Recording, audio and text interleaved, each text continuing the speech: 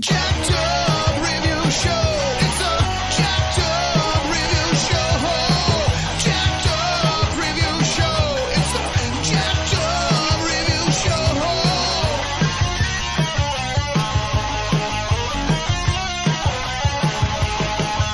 Join us as we cover many an insane movie and numerous cult TV phenomenons. Are you ready to get jacked up? Are you with us? Then listen on. Listener discretion is advised. It's a jacked up review show. It's a jacked up review show. Jacked up review show.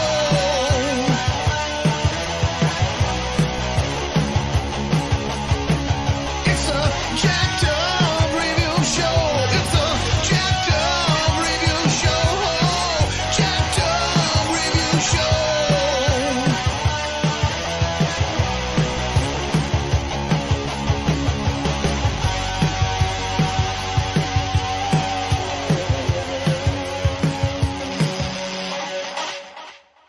And order, criminal intent. Whoever ran this show was impulsive. To catch these criminals, it will take a new force of investigators. These elite law enforcement officers are called in on the most important and sensitive cases. Funny thing, the law. Right hand commits the murder, left hand pays for it. I didn't kill anybody. Life, death. You choose. Found the girl. I'll handle the warrants. Put your hands on your head and sit down. He left you to take the rap for 4 murders. That's a needle in your arm. What can you say about a perp who takes the time to pick nickels and dimes from a pool of blood? I'm a professional. No muss, no fuss, no murder. I do not like being made a fool of. Bruises on the ribs, brass knuckles. The blows were methodical, intended to inflict the most pain. The work of a professional. I'd say so. We found him. We'll find the others with or without his help. Featuring a powerful cast, Vincent D'Onofrio, Catherine Hervé, Courtney B Vance, and Jamie Sheridan. Touch all the bases. Man, it's nothing, man. I got in some trouble. You get the chance to solve the crime before they do. Police! Bumble! Get a workup on every known ice crew this side of the Mississippi.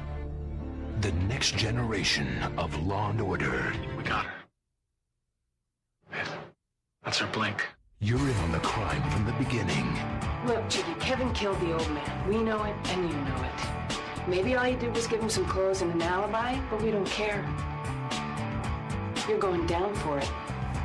Coming this fall. And joining me is I Don't Speak Germans and They Must Be Destroyed on Sight's co-host, Daniel Lee Harper. How are you? I'm doing well. Doing quite well. Just had to put the kitty down, and no, that's not a euphemism.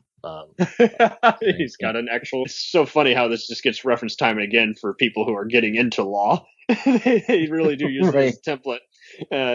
And I see other people, too, who get so harsh. Like, if they don't like the ending, they're just like, oh, fuck this show. I'm like, it's not asking that you agree. I mean, wouldn't that be worse if it was asking that you agree with whatever perspective? And then I get even more people who... Sorry, go ahead.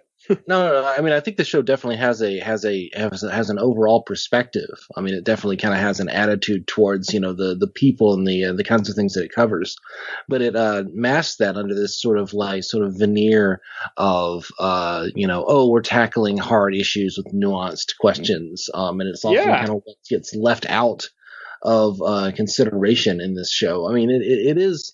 For me, and I'll just admit, like, I came on, I was like, yeah, I'd love to kind of talk about Law and Order, but I might have to do this in kind of a big picture way because it's been a long time since I've actually watched the fucking show. No, it's fine.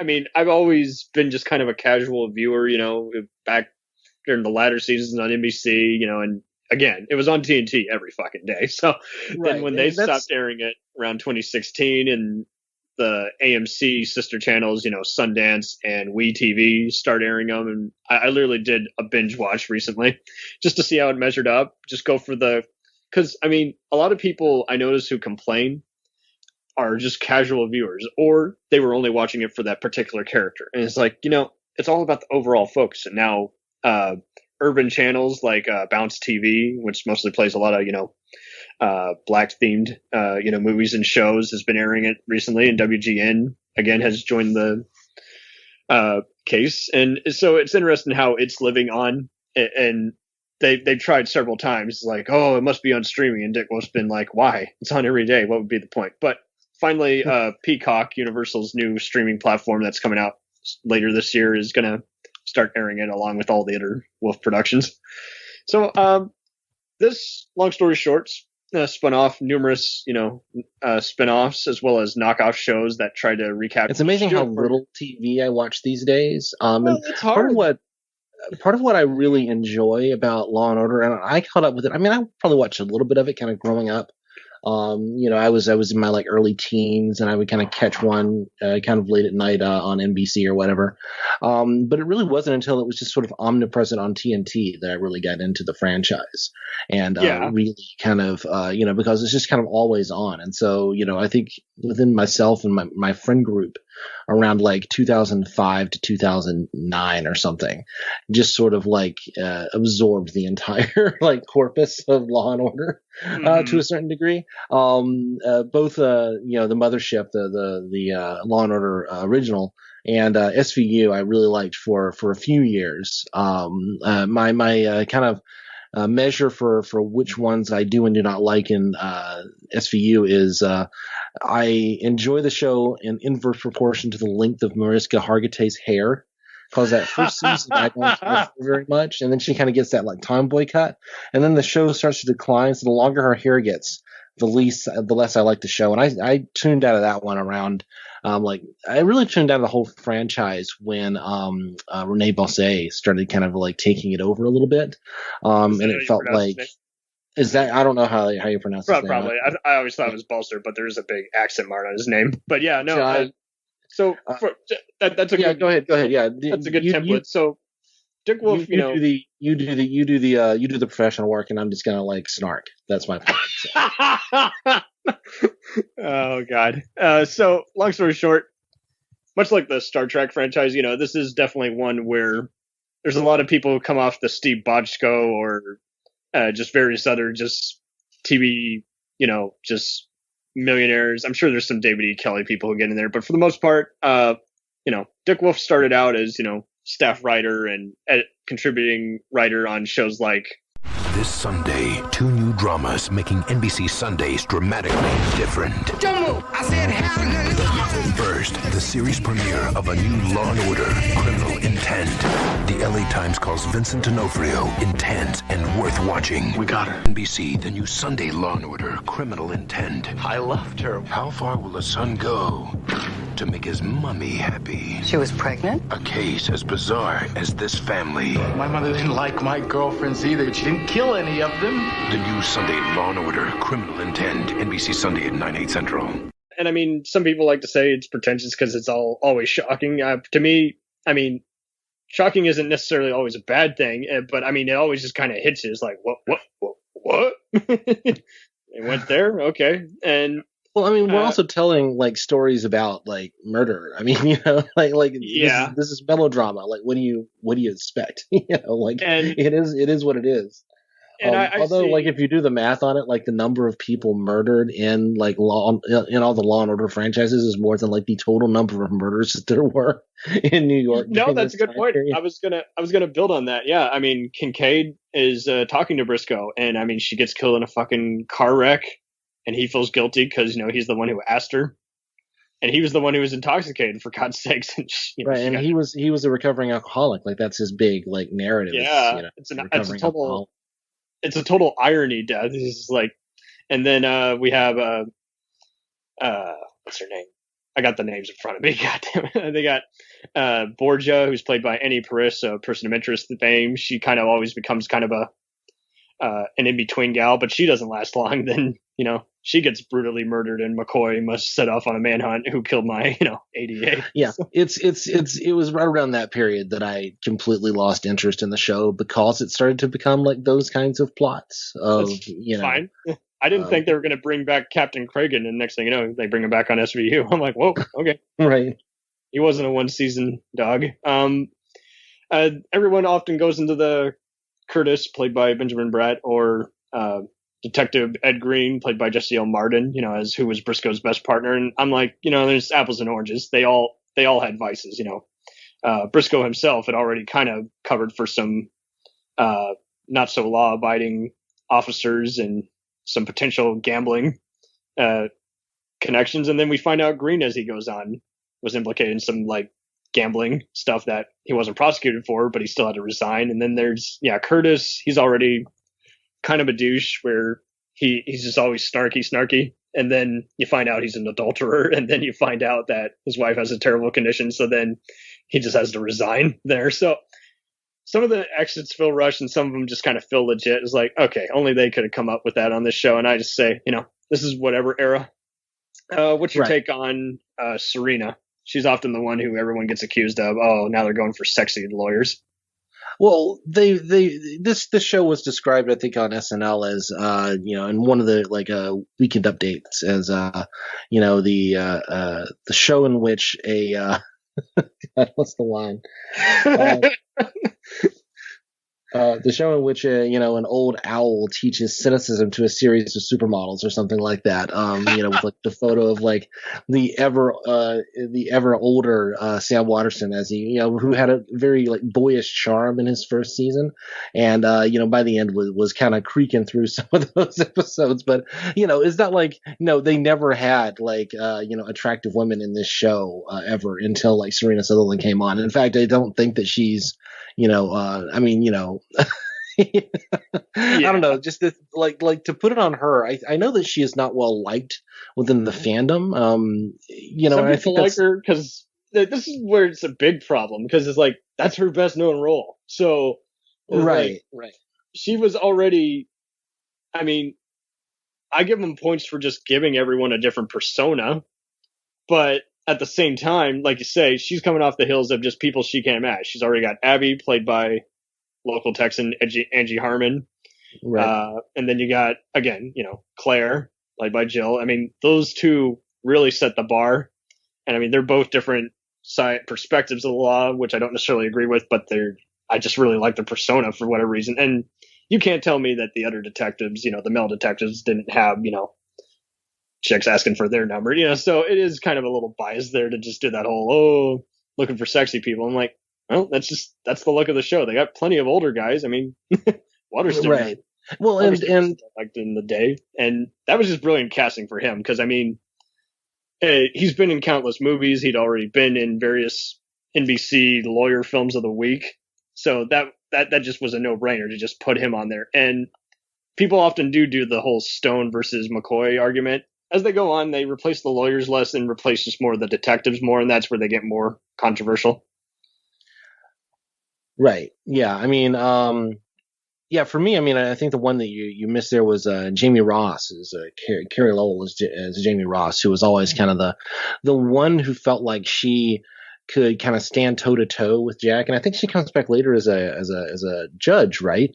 Which felt like she's a judge later on the trial by jury spinoff, but you're right in that she does come back and she's always the opposing lawyer. And right. She and then she, as she's resigning and like going to like a different law firm, he's always just trying to ask for her confession on certain stuff, and he's like, nah, I'm not like that, Jack. And so then to see her kind of, she does it always kind of in a friendly way, but I like how this show is just, again, neutral. You see why everyone does what they do, but she is totally just in the very gray zone where she does get info from people and then use that against them in court, and they're like, God damn it, no. Right. Well, so, and ultimately this is kind of like a structural thing that's kind of going on with the whole show, because as I kind of alluded to, Dick Wolf, I saw an interview from him at the time, or kind of when the show was on the air, and he was kind of talking about how the intention of the show was, we have all these like kind of hero defense attorneys on television, and like, hey, shouldn't we also tell about how great the prosecutors are, and do like this kind of like hero series about like the cops and the lawyers and everything like that. Superstar. And I mean, the thing that you run into is that like this is an incredibly like lopsided view of sort of the realities of our criminal justice system, which is in every sense biased in favor of the prosecution. Particularly if you're talking about New York City, which, like the show, as far as I know, never does like episodes really about like stop and frisk or about like just sort of the absolutely atrocious, racialized prosecutions. The show makes it seem like, oh, there are these like shady defense lawyers who, despite the fact that they may be, kind of fighting for some sense of principle or some sense of, are ultimately against the prosecution of these obviously bad criminals. And then when you look at like the realities of what the criminal justice system, particularly in New York City, does, it basically just railroads people into like serving horrifying sentences for like incredibly tiny crimes. And the fact that the show is, relentlessly focused on murder, the fact that that's sort of the central like thing in the show is like, well, but these guys actually have killed people, right? And they do kind of go after some sort of wealthier defendants. I mean, they kind of do a mix of that, but there's a whole lot of like, aren't we great for putting these like terrible gang members behind bars and that sort of thing? And it does point. It does just sort of give us this incredibly skewed vision of what the criminal justice system actually is. I mean, people do kind of watch this, and I think anybody can be kind of forgiven for thinking like, this sounds like lawyer-ese. This sounds like actual legal argument. And then when you like kind of talk to actual lawyers about this stuff, they kind of go, I mean, yeah, but no. Like it's kind of like the Star Trek technobabble for lawyers. I mean, it's slightly more accurate than that, but it's like in the sense that like, yes, neutrinos actually exist, but like reversing the neutrino field is not a thing that's real, right? That's a good point, because you get a certain sense of like how discovery works and how, the exclusionary rules work, but it's all kind of dramatized for television, and it's all kind of made to fit into this like 22-minute, basically 2 22-minute episodes make one episode of Law and Order roughly, if you kind of get where I'm going with that. No, absolutely. And I'm glad you brought up some of the viewpoints, because I will see people all the time say, oh, why is the white, privileged guy always gets sent away? I'm like, there's plenty of other minorities, and I hate to use that word, who get sent away. But I mean, I even had a pretentious filmmaker in class who, was kind of a black supremacist, and he was just like, yeah, I hate the portrayals of him on that show. It's always the black guy who gets put away. And I'm like, well, clearly you haven't been watching it either. So it's just, it does get annoying how I see a lot of patterns, and it's like, you can tell who's been watching it. And then I see other people who watch it just for the law stuff, and they're like, oh, it doesn't happen exactly that way within that period. I'm like, well, that's why it says, in the montage, part 28, it doesn't want it. It is pretty much the Cliff Notes version of, like you say, of this whole process. And like you say, there's plenty of stuff that would never make it to trial anyway. So again, lo and behold, creativity. And everyone's like, that's not how the headline ended. I'm like, well, that's just it. You rarely get a follow-up. People like to casually forget about it or not follow up with it like they say they will. So, Right. Of course, they're ending. And again, you kind of look at like something like, When They See Us, the Netflix show directed by Ava DuVernay. Good show. Yeah, very good show. Kind of a horrifying, especially how that gal was the inspiration for Hargitay's Benson on SVU, and it's like, well, right. From a legal standpoint, sure, but she didn't do shit except put people away. Right. I mean, it kind of shows like kind of the realities behind all this. Like that could be. And did they ever do a Law and Order episode about the Central Park 5? It seems like they would have like. I think so. Especially during post 9/11, there was, and when we get to Cisco as Cyrus and Anthony Anderson as Bernard, and I like those two in their own right. They aren't the same as, again, Briscoe and Green, or even Curtis and Logan, but it's still worth seeing at least their scenes, because they do deal with a lot of just absolute riots in the street, union strikes, and other just shady stuff, instead of just kind of, don't get me wrong, the golden age by all means is pretty much most of the 90s, to early 2000s, but they're cool too, because they definitely deal with a lot of just kind of instigated kind of stuff and other just internet crimes that were a thing.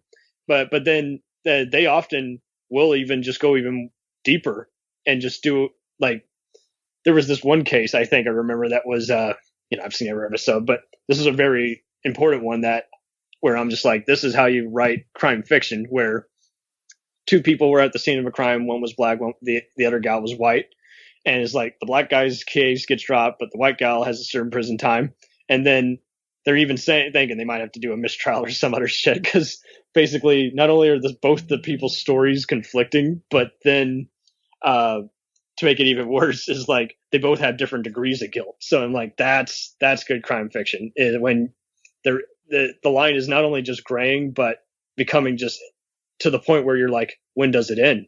It never really ends, does it? Right. I mean, I remember there was one where there was a baby that was found dead in its crib. And but there's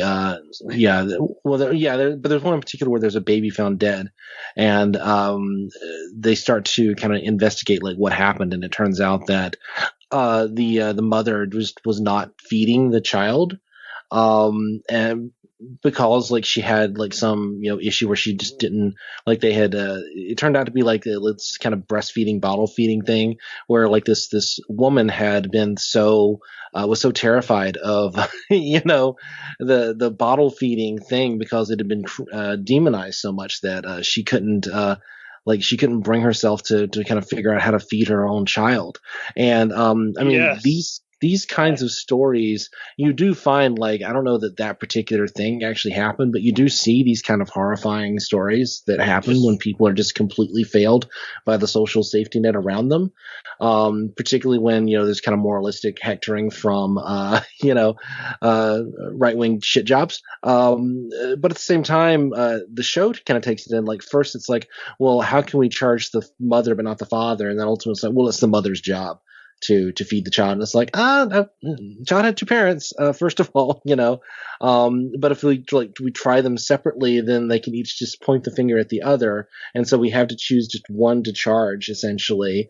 And then like the problems with, prosecuting, like even finding a jury pool, like we can't show the photos because any parent who sees these photos of this child, this emaciated baby who hasn't been fed, is going to immediately, like, you lose all objectivity just by seeing the photos. And so they kind of pretend like we're doing this thing of like exploring this deeply complicated issue of how do you deal with this situation. But because it's a television show and because it's built around an idea of, showing the prosecutors to be, morally complex, but ultimately heroes, you're not able to kind of look at like, no, there was an entire network of things that failed here. And it's not just the mother, and putting her in prison is maybe not the best solution to this problem. But ultimately, that's kind of what the show lends us towards, is like we're supposed to put these people in prison, right? Like that's kind of the goal. Like if McCoy loses, that's that's kind of seen as like a negative thing. But like a lot of these guys, like it's again the whole system, the whole way the show is made is tilted towards that. And it gives us a very skewed idea of what actually happens. And again, sorry to kind of come back to that point, but it's just another example of that. And it just goes through the entire show. Well, no, I more than half the time that is very true. Like the parents of the prosecutors pretty much always become just the bait. It's like, okay, can't try the kid because he's under 18. Fine, fuck those parents. They're the ones who raised him and put all this nonsense. Like there's this one guy who's kind of a hippie, and basically who's kind of a isolationist, and as a result, his kid because he's breeding all this negative energy, his kid becomes kind of a guy who goes around sniping people who are scum of the earth.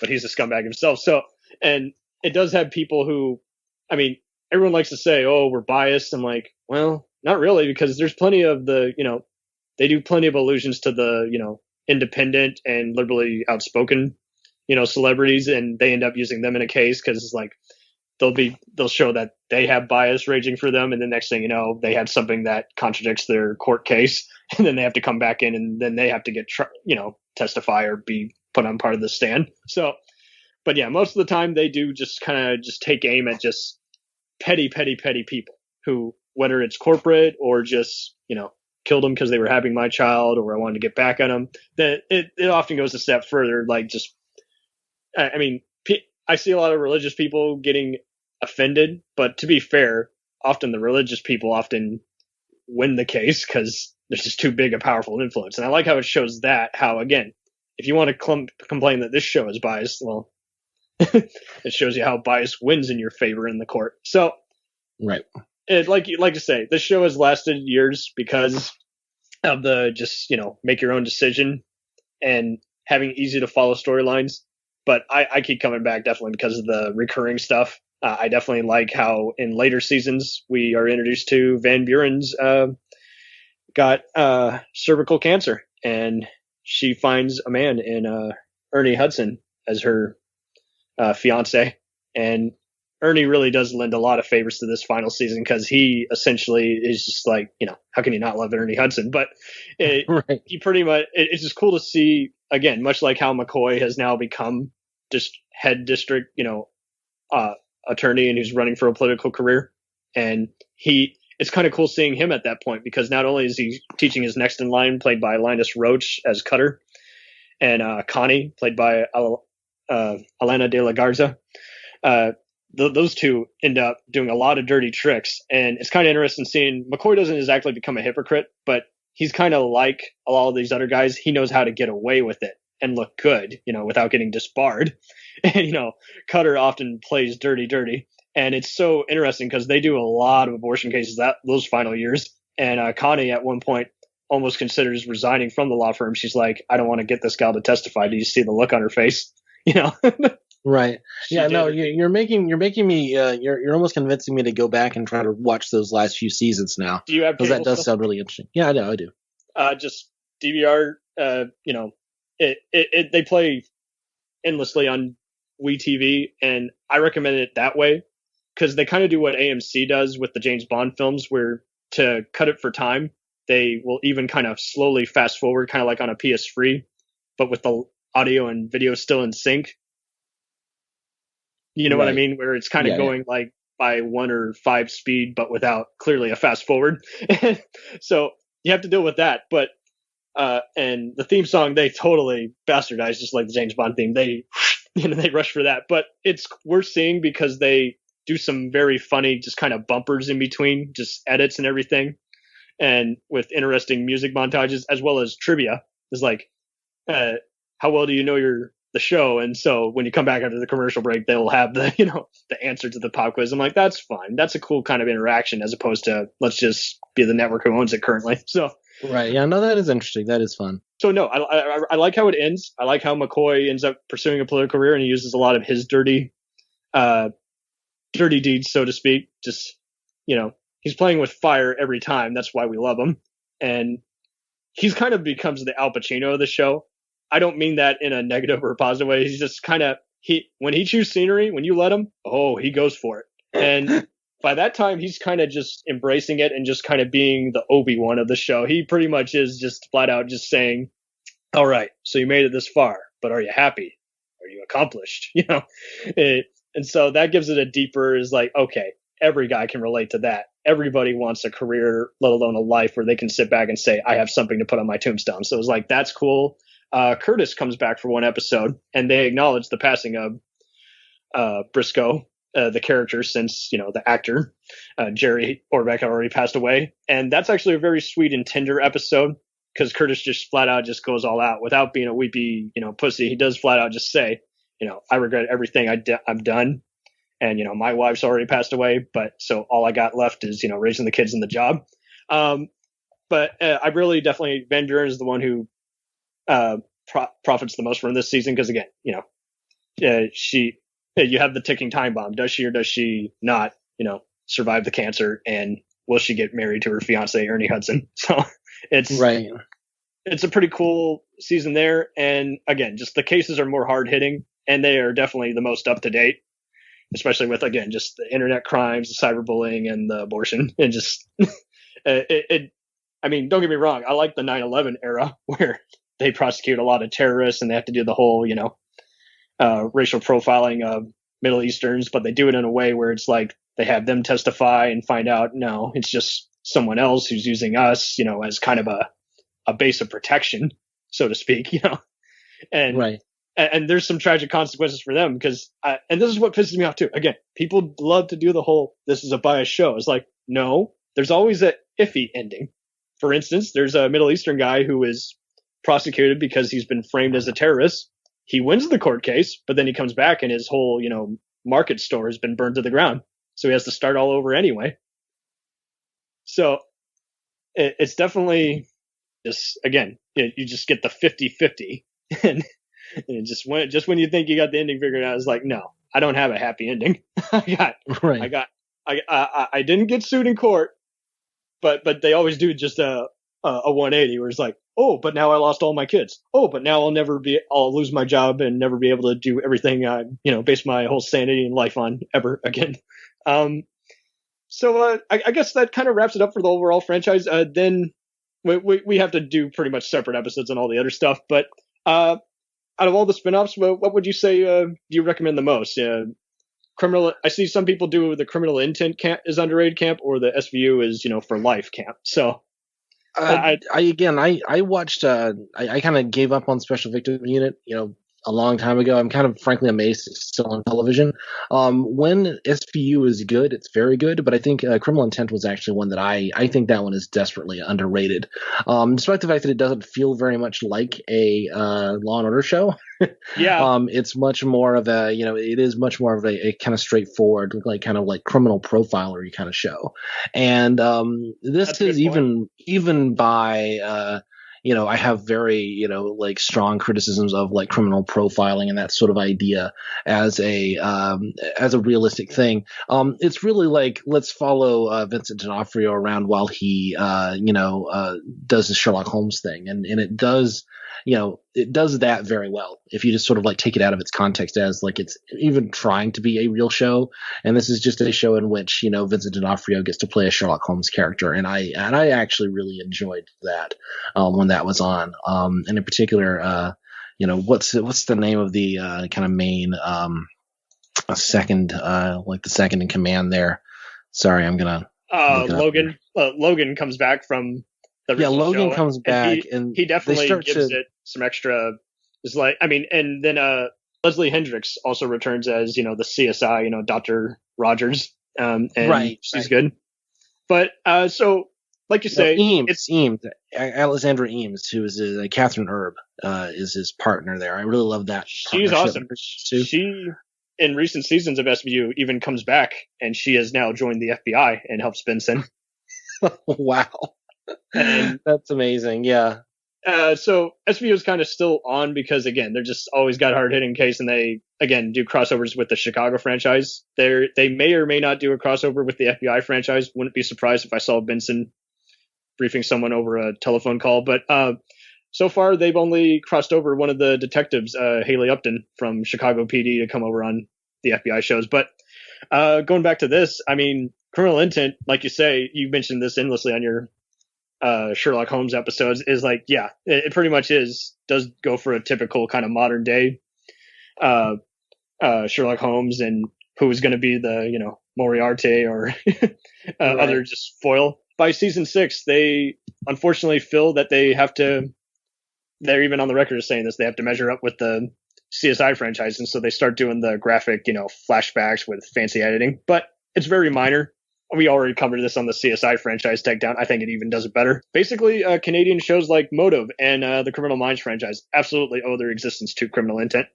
And there are several times where if you just don't like an episode, just go on to the next one.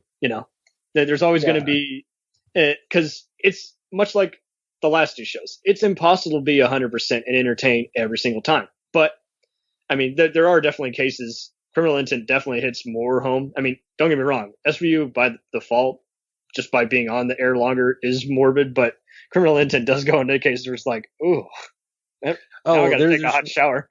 There's one where Neil Patrick Harris plays a serial killer who's like kidnapping women and then like drilling holes in their head and then like filling their brains with like water as a way of like lobotomizing them so that they will be his girlfriend. And it's really dark, twisted stuff. And I think the thing that Criminal Intent does well is it sort of like tells the story of like, it does kind of tell that more human story of these defendants in a way that the other shows don't necessarily do. And even when it is this kind of like really weird, like abstract, abnormal psychology stuff, it works in its context, and I really appreciate that. And yeah, no, I actually, if I'm gonna go back and start rewatching some of this, I probably would go back to Criminal Intent first, just because it's the one that gets maybe the least love from the fans. But no, that's a good point. There's definitely more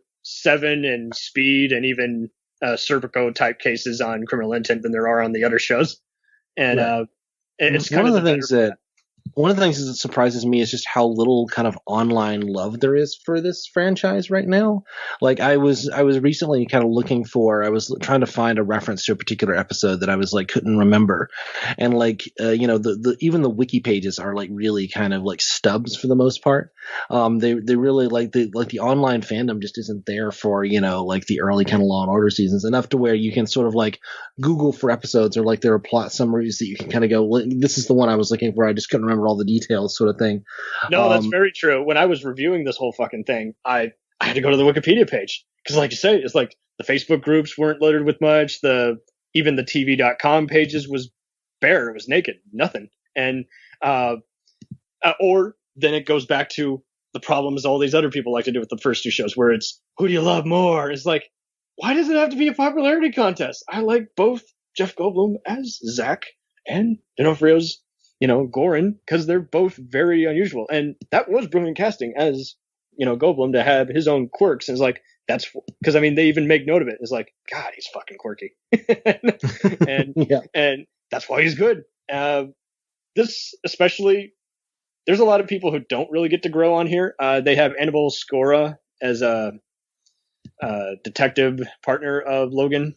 And I'm not going to lie, I did not like her character, but and she's a good actress. Annabelle Scora. Come on, this is from The Sopranos. She's a phenomenal actress. She's a phenomenal.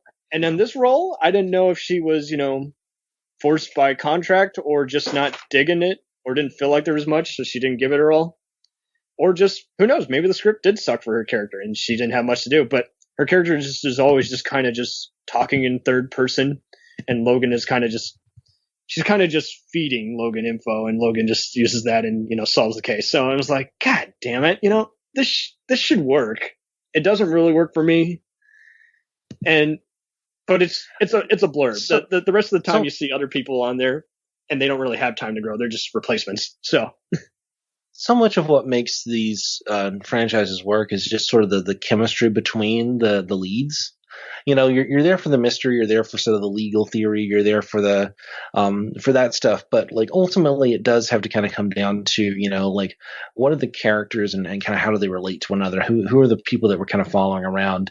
And I feel like one of the things that Criminal Intent ran into is that if you're not staring at Vincent D'Onofrio kind of doing his weirdo Vincent D'Onofrio Goran performance, if he's not leaning down and doing that Goran lean, what are you really looking at? I think Catherine Erb does a really great job bouncing off of him and kind of having her own personality and having her own, kind of carving out her own space there. And I think that's a real credit to that actress who manages to kind of be that, to convincingly play second fiddle without they even played this role again around 2016, 2017 on John Oliver for a funny skit.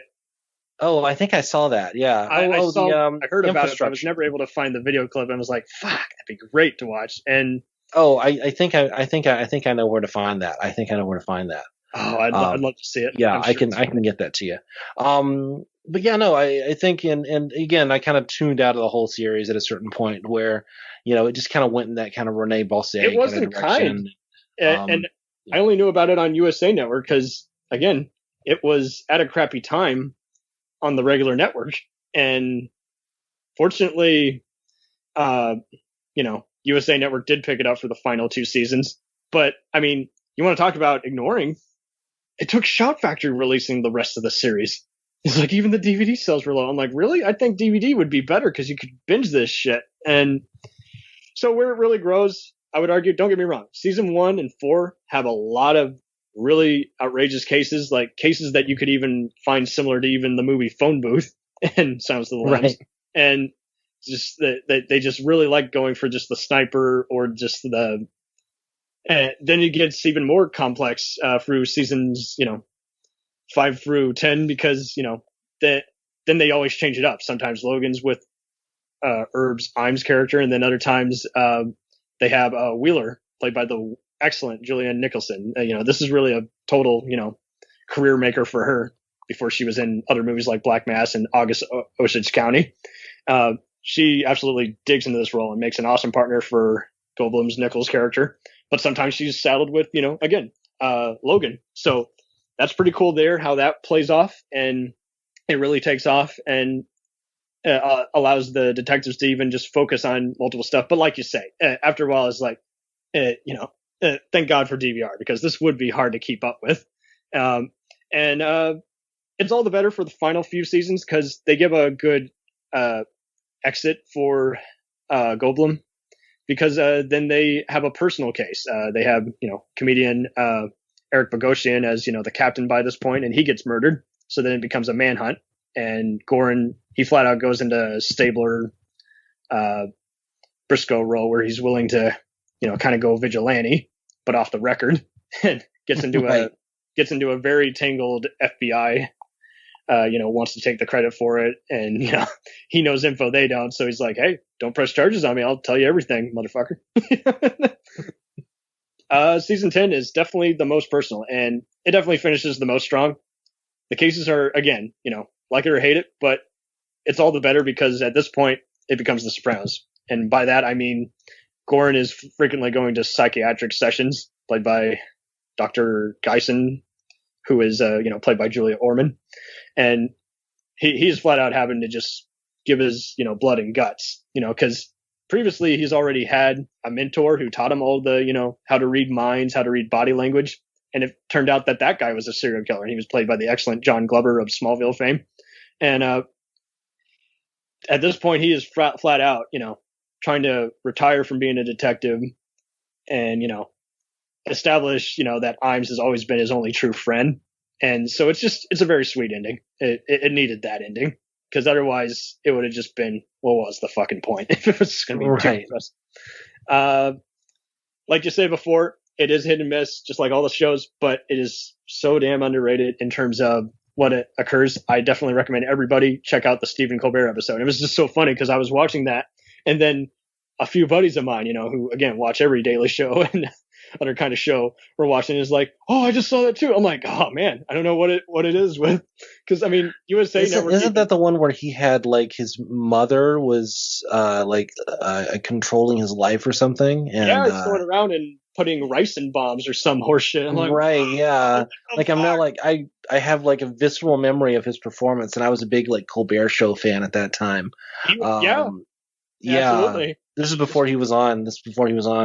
Network TV. This is when he was. They had some great, like saying Brent Spiner did an episode. I mean, that was a great episode. So it definitely stills the show. This and the original, I definitely like in terms of guest stars. Don't get me wrong. SVU does have good guest stars, but they kind of still see I's intent is like, you know what? Let's get a comedian and have them play a fucked up person. It's like, well, now you're kind of killing the surprise of it all. Because I mean, Criminal Intent goes even further. They have Fran Drescher being someone who's trying to get this other guy to confess. They have F. Murray Abraham as Zach Nichols, Goldblum's dad, who's also kind of a similar crazy mind game reader. And that gets very intense. And there's definitely other shows like Lie to Me and, like you say, just all the, psych that their experience to this. But I definitely like how USA Network used to show just endless marathons. They do on occasion of, before they were famous, as well as just, comedians turn bad, I think was one that they called it. So yeah, out of all the other spinoffs, Trial by Jury, I'm going through, it's not bad, but it just feels like kind of leftovers. And that is interesting because it has, what's her name from Frasier? BB Newirth, right, yep.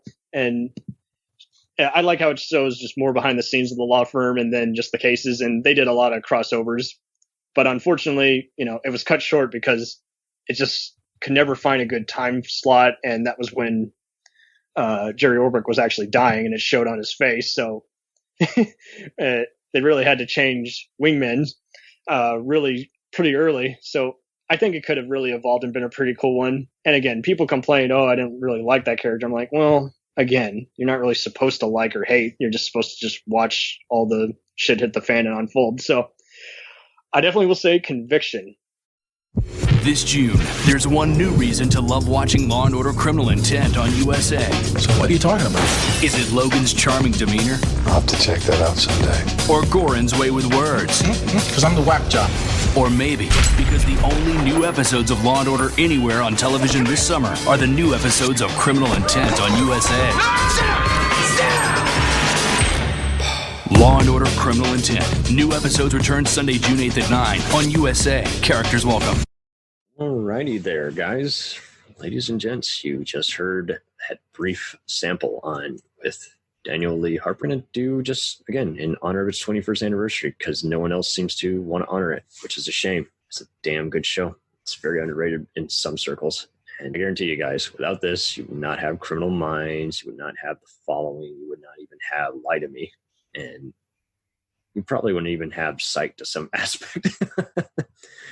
It's parodied on that show quite a lot. Probably wouldn't even have Monk. I know that came out a year later, but I'm just saying, this is one hell of a show. It even beat ABC's Alias and HBO's Sopranos in some households when it premiered in 2001. It was created by both Dick Wolf as well as Rene Belcer, who, again, was a French-Canadian guy who has also worked on a bunch of different shows, and we'll get back to him in just a bit because he's pretty key in the success of this whole show. I think what just really gels, he essentially just helped sum up just a very cool, just above average procedural. And there's going to be plenty of episodes where you're not sure where it's going. It never starts the same way, as much as most of us dig the Law and Order franchise, pretty much, someone gets shot at the beginning of the original, and SVU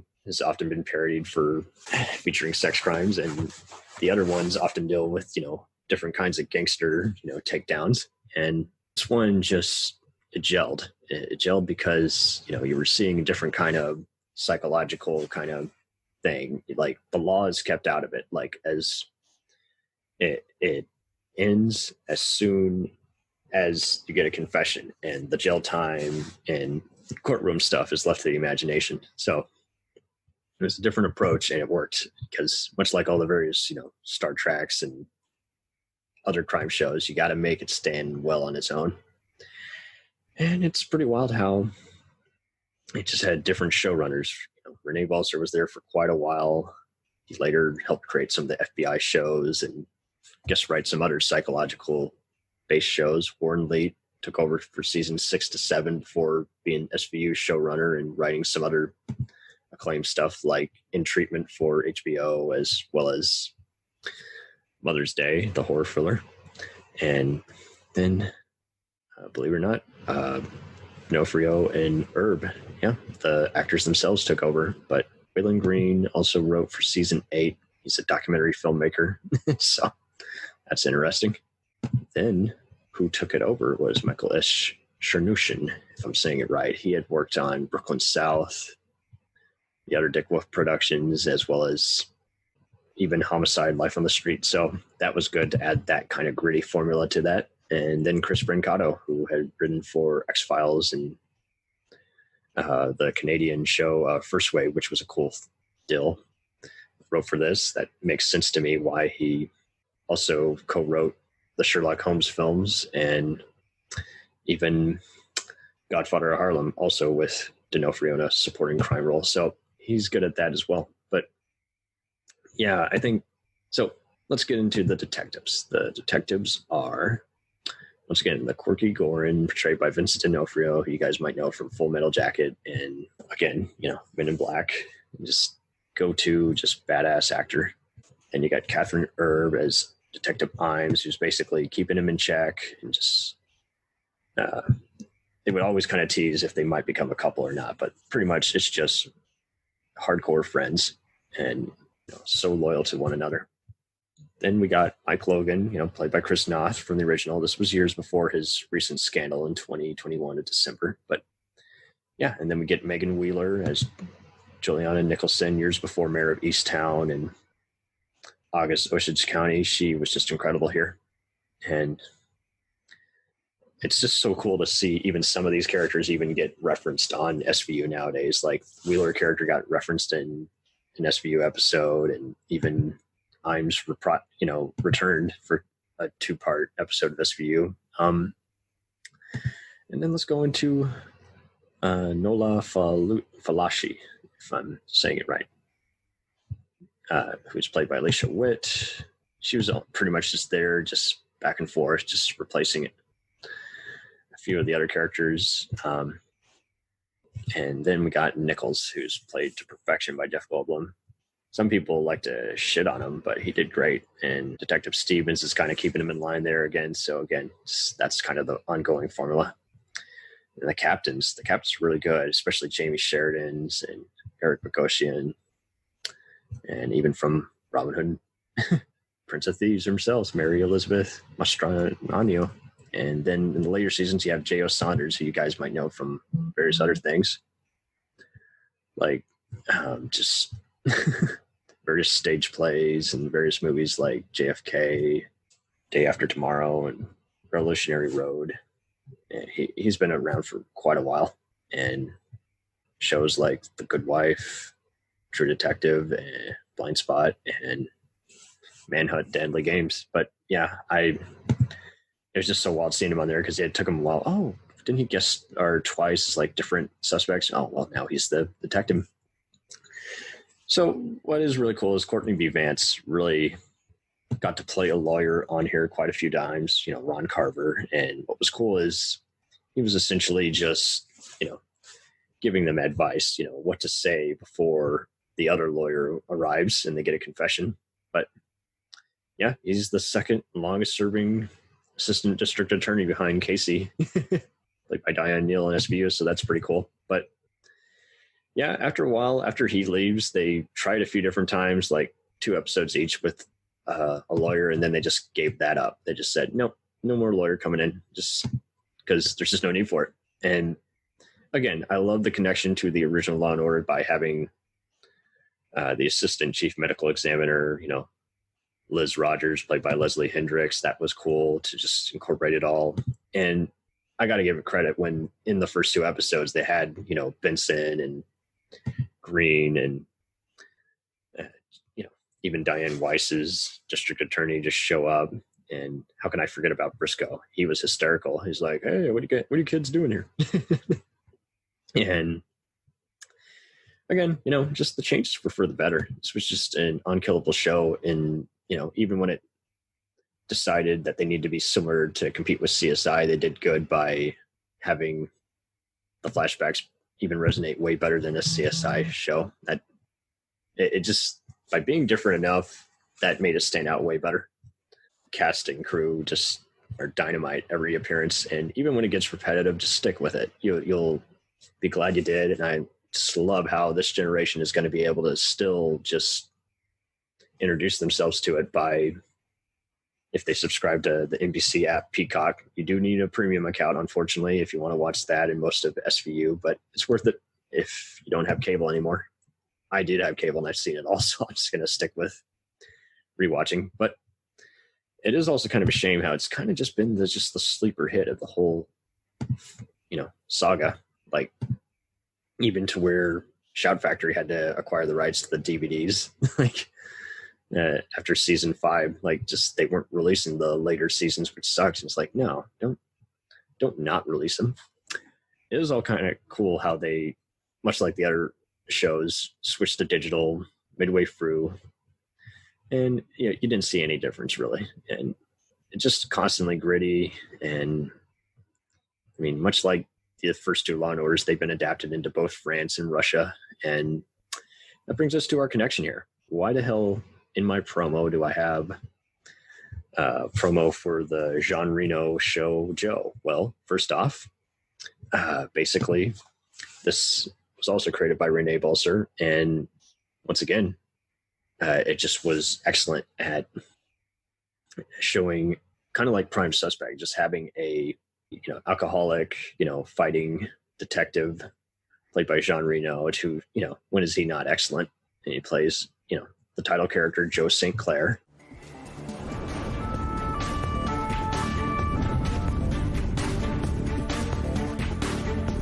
Joe Sinclair.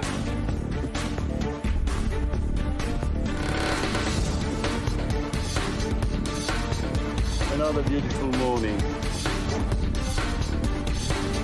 Wow, aren't you a big one? I have my moments.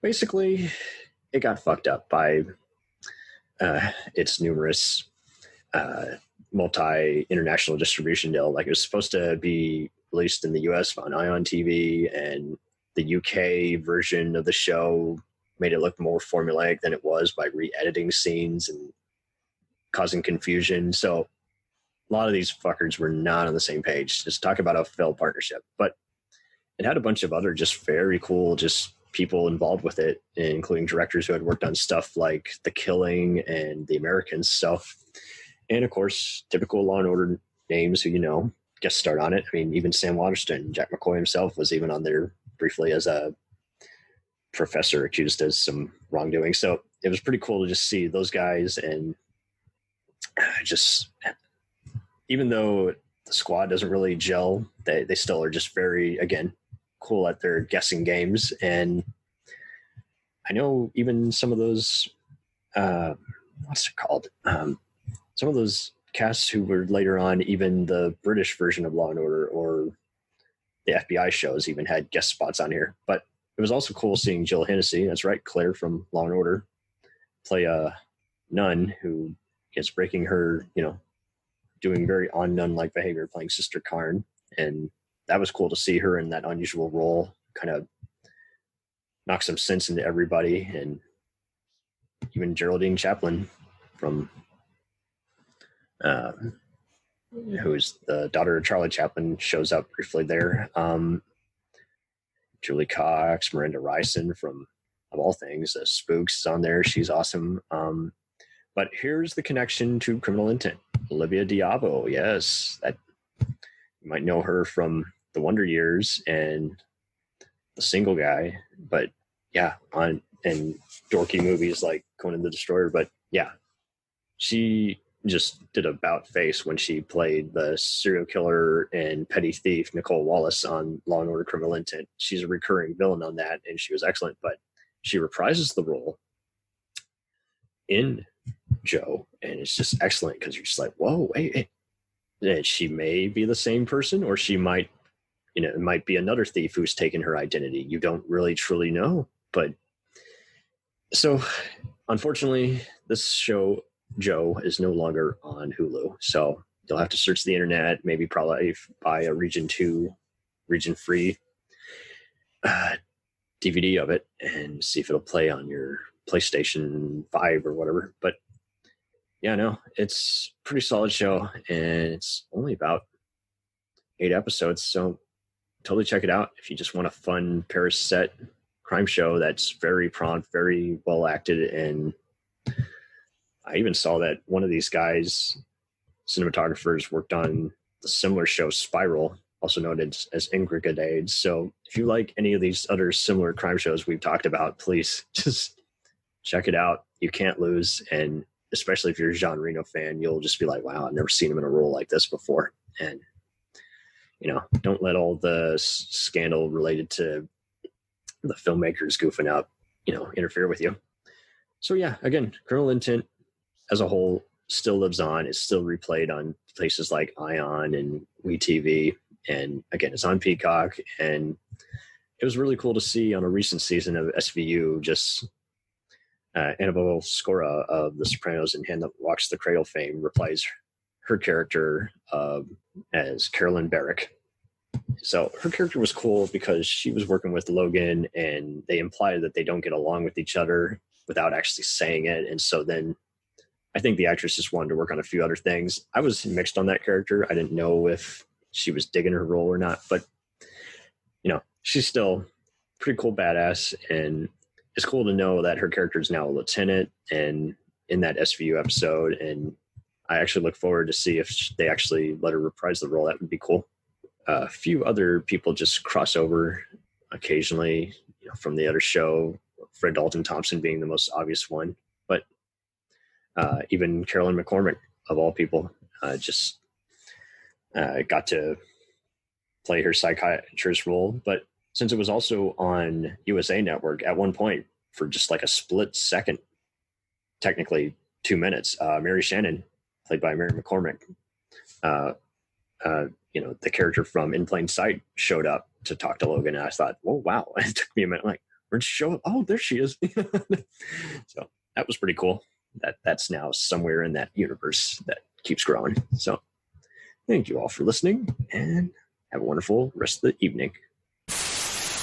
We'll return after these messages. Hey, feeling down? Feeling low? Not enough podcasts about movies in your life? Why not try They must be destroyed on sight. the new Podcast Cure-All, sure to get you right with the world and on a path to better living. We have exploitation, we have Italian horror, we have zombies, we have slashers, we have crime films, we have spaghetti westerns, we even have sci-fi and sex comedies. So take a dose of They must be destroyed on sight. as needed, and let the hosts, Lee Russell, Daniel Harper, Paul Romali, and the odd guest host cure what ails you. Warning, may cause atrophy, African consumption, black fever, bone shave, chin cough, colic, cramp colic, dropsy of the brain, elephantitis, grocer's itch, jaundice, mania, miasma, mortification, palsy, Pott's disease, rheumatism, scurvy, St. Anthony's fire, summer complaint, and worm fit in some people. Consult a physician before listening.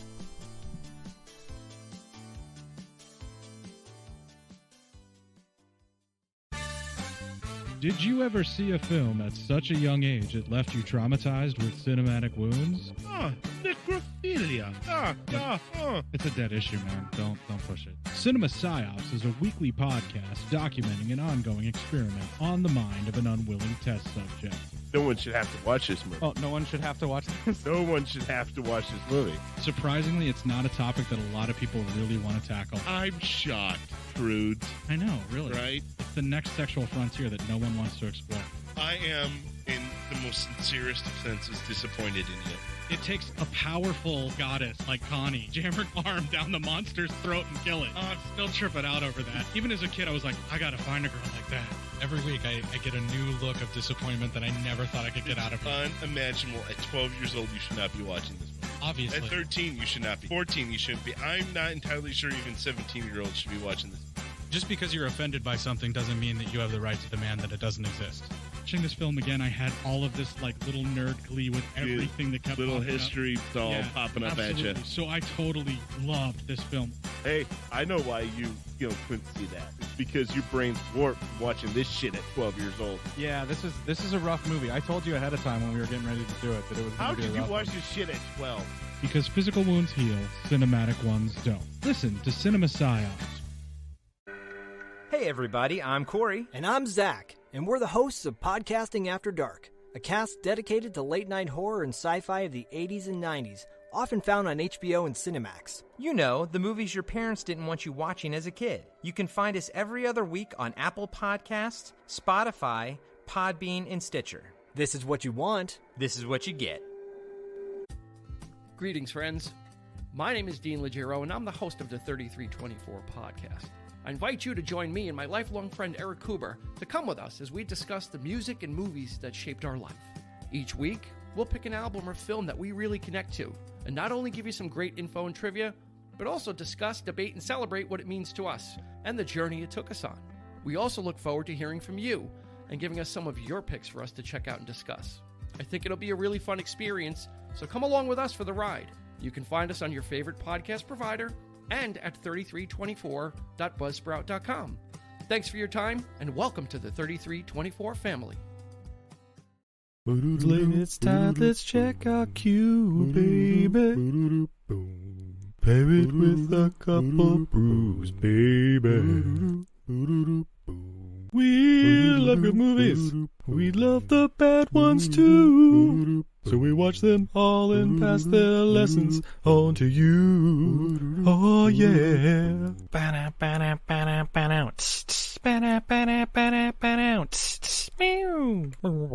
Everything I learned from movies helps to make life a little bit groovy. With a one-liner plot holes and gratuitous movies. It's time to get busy with your friend Steve and Izzy at eilfm.podbean.com.